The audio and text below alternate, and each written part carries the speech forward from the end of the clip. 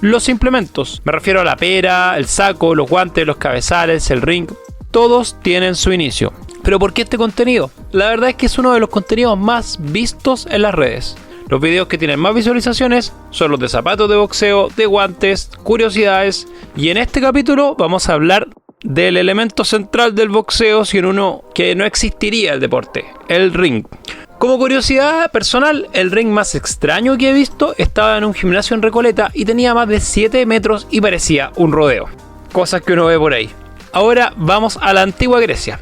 Era de gente barbuda y sobre todo desnuda. En la antigüedad griega, el boxeo se llamaba pikmakia y se practicaba sobre un rectángulo donde se llevaban a cabo los encuentros que tenían una dualidad deportiva y religiosa. Se competía en los juegos, pero también en los ritos funerarios. Por esto existía esta división de significados. Podía ser en cualquier lugar, como lo relata la Ilíada durante el combate de Ulises en los funerales de Patroclo, donde simplemente combaten en la playa para celebrar los funerales. En el mundo romano, sin embargo, existe la palestra, que está ubicada en el gimnasio. Los gimnasios eran muy populares en la antigua Roma. Al igual que en el mundo griego, se practicaba el pugilato, la lucha y el pancracio, que es una forma combinada de ambas disciplinas. Pero no es hasta el siglo XVIII que se crea un círculo para combatir. Esto fue una invención de un señor al que le debemos mucho y que probablemente hablemos mucho más en varios podcasts. El señor Jack Broughton, quien además creó un anfiteatro para hacer espectáculos de lucha, esgrima y boxeo.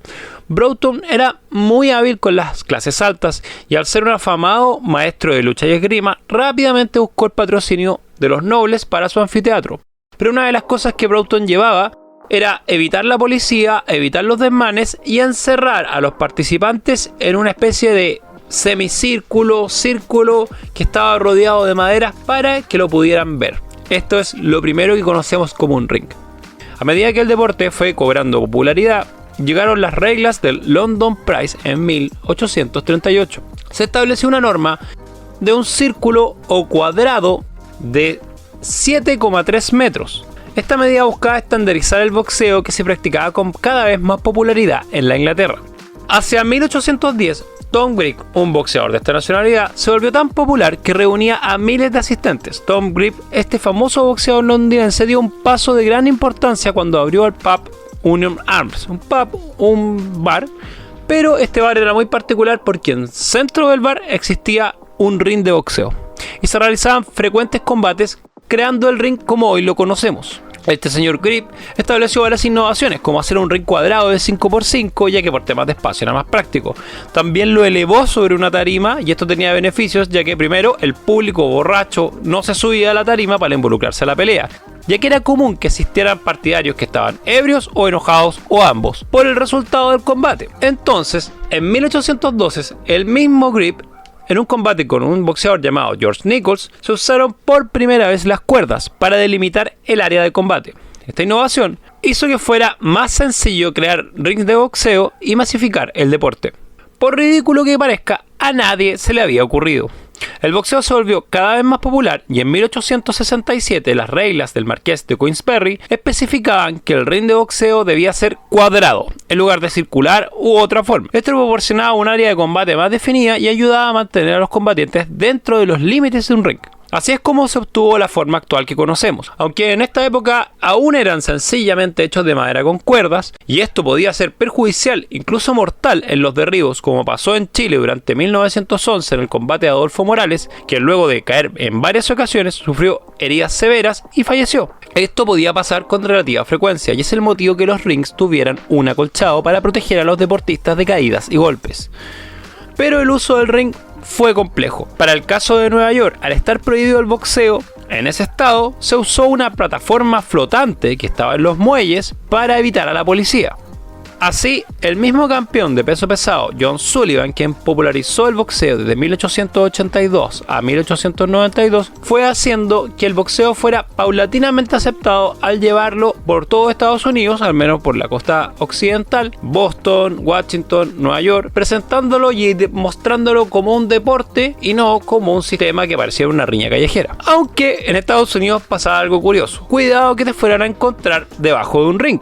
En 1900, Jack Johnson, el famoso boxeador, y otro boxeador de la época, Joe Chinosky, fueron arrestados en Galveston, Texas, por disputar un encuentro en un bar, como una riña pública, y ambos pasaron una temporada en la cárcel. Poco a poco, estas innovaciones fueron llegando a Chile, aunque, como hemos visto, no sin problema. El marino de la Armada norteamericana, Joe Daly, quien fue uno de los primeros introductores del boxeo en nuestro país, comenta en la revista Ring de 1917, que mientras veía un combate en un bodegón de Valparaíso en 1897, uno de los contrincantes, Black Jones, cayó del ring hacia afuera, lo que provocó un gran alboroto, llegando a la policía al lugar e iniciándose la detención de los presentes por desórdenes públicos y riñas. En 1911, en plena Plaza de la Constitución, se realizó el combate de Adolfo Morales contra William Daly, y la construcción del ring era precaria y sin seguridad, ya que solo eran tablas. Morales, quien había sufrido varios derribos, sumado a la escasa protección de los guantes de 4 onzas y la negligente participación del árbitro, hizo que el chileno perdiera la vida, siendo el primer mártir del boxeo en Chile. La última innovación del ring fue pasar de 3 cuerdas a 4 cuerdas, ya que los boxeadores tendían a caer por algún costado. El caso más famoso es la cuenta larga de Jack Dempsey, cuando enfrenta a Luis Firpo y el argentino lo derriba cayendo sobre el equipo de prensa de manera muy aparatosa, siendo ayudado por este mismo equipo a incorporarse y volver al ring. Si bien esto fue un suceso histórico, pasó muchas ocasiones y hacia 1960 se implementó de forma permanente en todos los rings a nivel mundial. La introducción del ring creó cambios importantes como la aceptación del deporte y el paso de ritos de pasaje o duelo, como eran las competencias con posterioridad a las Olimpiadas griegas. Entonces transformó estos duelos, que muchas veces eran mortales, a un deporte.